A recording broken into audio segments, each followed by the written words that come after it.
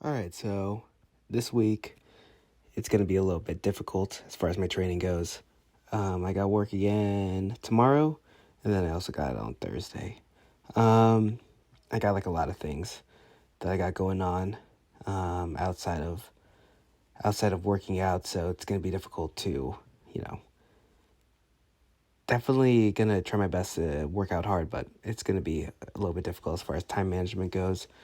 Um, so I'm looking at my squat form, and I'm trying to probably keep more weight on my back foot.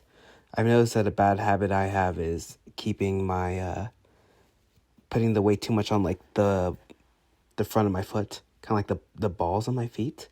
I don't know, like they're metacarpal, no, metatarsals.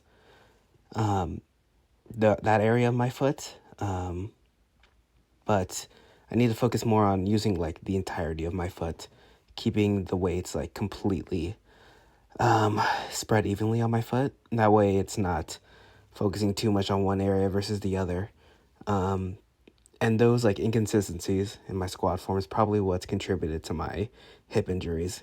Um, so I mean, yeah, it's not just like I am training one foot or one leg at a time.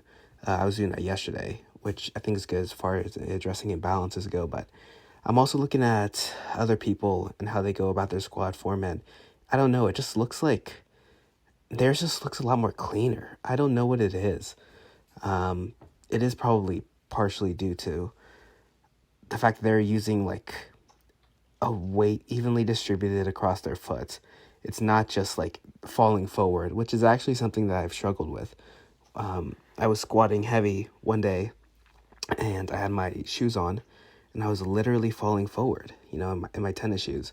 Those did have like some heel elevation in them, which is good because it doesn't like, you're not, you don't need as much ankle mobility to like squat heavy. And I'm able to squat heavier when I have that like little extra heel elevation in there. You're able to use your quadriceps more because of that. And I have really good quads, really strong quads. So that heel elevation really helps a lot. But when I don't have that heel elevation, I'm like still falling forward.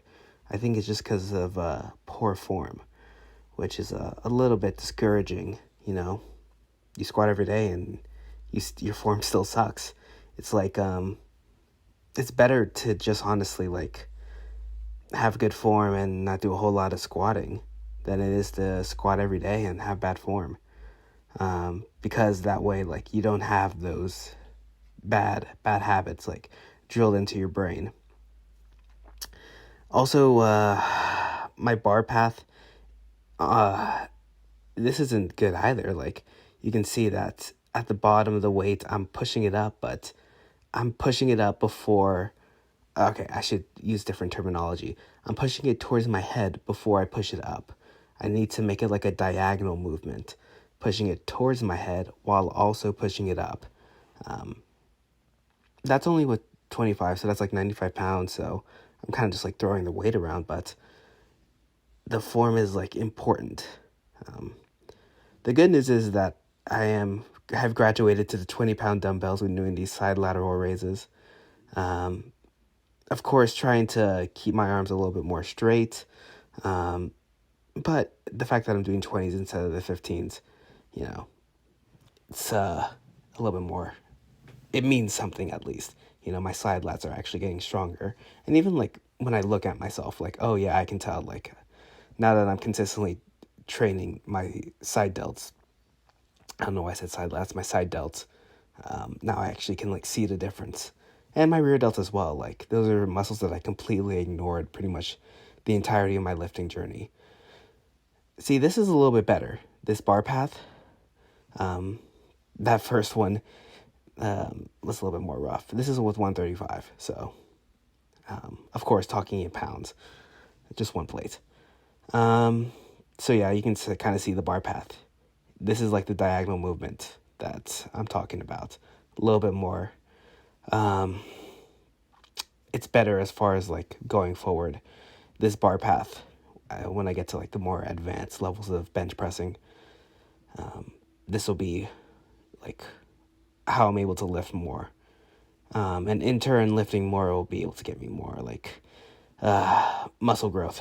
You know, the there are like some exercises that have like a huge correlation to like muscle size. Like if you can bench press a lot, you probably have big pecs, pec major, and minor, and that's also about like that's a really good way of indicating like the pull up with the latissimus dorsi, the lats. If you can do a lot of pull ups, you probably have big lats. So anyway, lifting a lot of weight with a bench press means that I'll have like bigger pecs, and also mean like I'm stronger, you know? So it's not just like, because of course, like you want to put yourself in a disadvantaged position. That way you get like more muscle growth. It's kind of like one of those things about like lifting philosophies, how to get, like you want to, it's not just about like the amount of weight that you're pushing. It's about like putting yourself, like having good form and putting yourself in like these disadvantaged positions and training close to failure and things like that. They all count for something. Trying to get like muscle growth and being stronger, of course. Anyway, that's kind of like a little side tangent. I mean, like, you know, I watch a lot of like the scientific lifters, and they publish a lot of research, do a lot of research all about like exercise physiology. So, I mean, it's definitely a lot that you can learn just from like on YouTube. You don't have to like study exercise physiology to get a lot of this knowledge. A lot of it's just put out there for free, which is nice. But it's also about like how much you can implement it. You know, that's why people pay a lot of money for trainers and all that stuff, because having that outside opinion is vital. So yeah, anyway, definitely a tangent, but scientific lifting is great. Yeah. So I did 4 in a row. I slept 12 hours today. And honestly, I probably could have slept like 18, but I wanted to like get outside and do some things. You know, with my day off. I don't like it when like my shifts are kind of spread out like this, you know, like this lift I didn't really feel that like focused. Maybe tomorrow morning I'll be more focused because, you know, I got like a lift that I got to do. But yeah, basically just that. When there's like time pressure, it's a lot easier to do this kind of stuff. Yeah. Anyway, these are the push-up plus into downward dog. I talked about this like a few days ago, but I'm really liking this exercise for training the serratus anterior. My serratus anterior is super weak. I have really bad scapular winging. So I've been trying to implement at least one serratus anterior exercise every day that I do push day.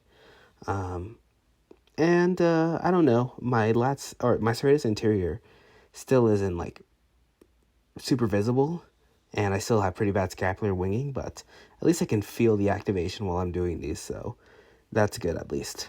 The push-up plus is really nice. It really makes me feel that serratus anterior activation. And also doing the downward dog, it's really good for, you know, just flexibility in general, core stability, stuff like that, you know, I need to focus on more in my training. And this is like a good way to like, you know, kill 2 birds with 1 stone. So that's kind of all I really got to say. I'm going to go to sleep now because I'm trying to wake up at 4:30, but it's 11 right now, so I'm probably just going to work out after my shift, kind of just see what happens from there. Okay, that's all. Bye.